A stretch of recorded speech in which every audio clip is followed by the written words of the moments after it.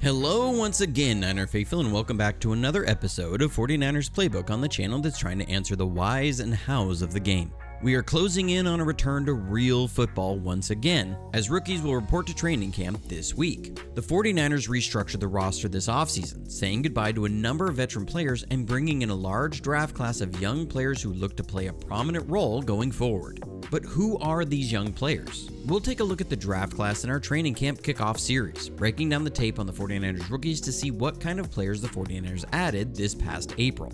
This episode, we're taking a look at the 11th overall pick in the draft, Mykel Williams out of Georgia. So let's jump to the film and see what John Lynch and Kyle Shanahan liked. You're watching Johnny Dell's Football Academy.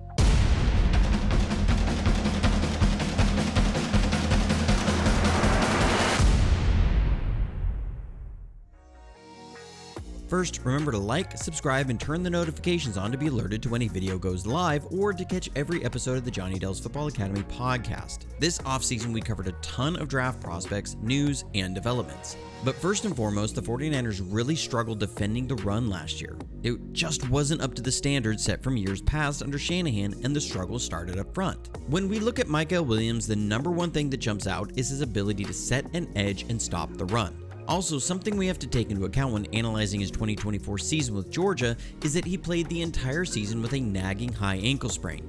He returned 3 weeks sooner than most do, but that did cause the injury to linger longer than most, and it did hamper some of his performance. What stands out most from the tape is his long arms and edge-setting ability.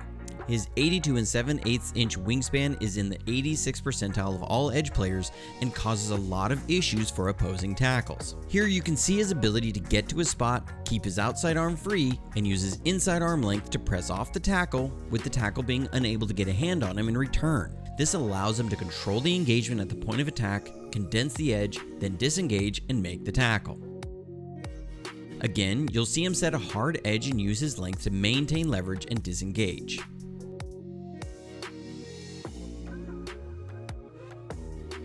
Here against Texas, and this isn't against Kelvin Banks Jr. in this game, but again, sets a hard edge and uses that long arm length to keep the tackle off of him.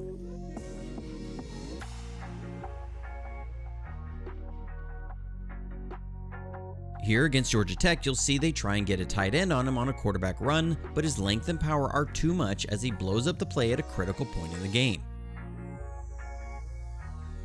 I want to take a quick break and thank all the members of JFA49.com who make videos like this possible. This offseason, I was able to do more film work than any previous year, largely because of the support of the members of JFA49.com. Thank you so much. If you'd like to support the channel and the creation of content just like this, please consider becoming a member at JFA49.com. The goal is to add 100 new members this year to keep content like this going. The link is in the description below.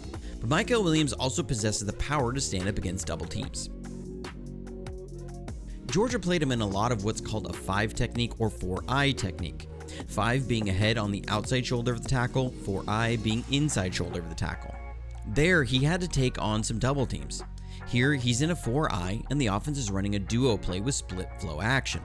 They want to work a double team on Williams and then break off to the second level.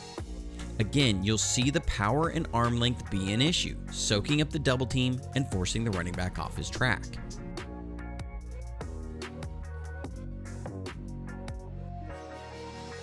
Here he's again at a 4-eye, and Texas is running a duo as well.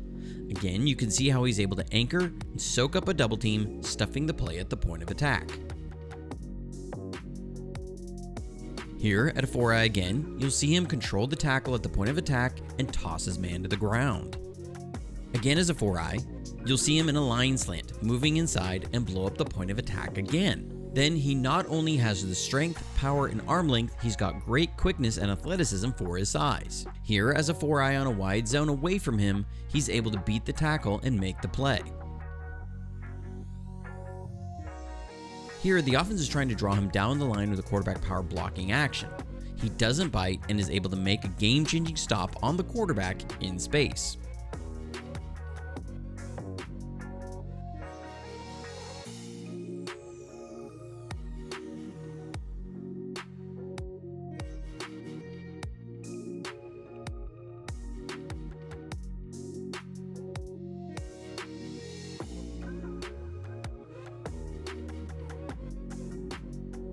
Here, Clemson was trying to run a quarterback counter tray at him, a play you see a lot of NFL teams run, where he's able to defeat the block and make a tackle. That's as good of a defense of this play from an edge defender you'll see.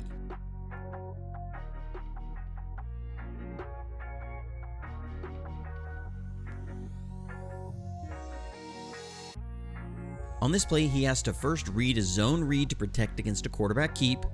Then he has the athleticism to run down the running back down the line and make a stop. The one knock on him being drafted as high as he was lack of pass rush productivity. And so two things. First, Georgia had a deep line rotation, so he had fewer opportunities. Then second was the ankle injury. As you see here before the ankle injury, you could see his power and arm length giving the right tackle fits. On this play, shortly after he returned from the ankle injury, you can see him beat the guard with quickness, but struggle making the turn on that left ankle. But as the year progressed and the injury got better, he got better. Here, near the end of the season, you can see the power he brings with a bull rush where he shocks the left tackle, who is only saved by help from the guard. And then the ability to turn that power into speed and beat the left tackle inside. Then the same with the right tackle and win inside to force an incomplete pass during overtime against Georgia Tech. He's also got a great motor, as you'll see here against Texas, to work through 2 blocks for a sack.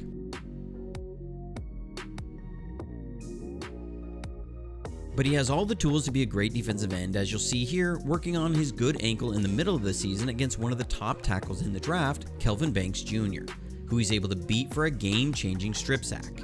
In all, there's a ton to like about Mykel Williams, and you can see why the 49ers grabbed him at the 11th overall pick. The only question marks I have about him going forward are, can he hold up for 70 to 80% of the snaps a game? At Georgia, they had a deep defensive line rotation, and he usually only played about 50% of the snaps. Can he hold up to a much higher snap count through a full NFL season and into the playoffs? Time will tell with that.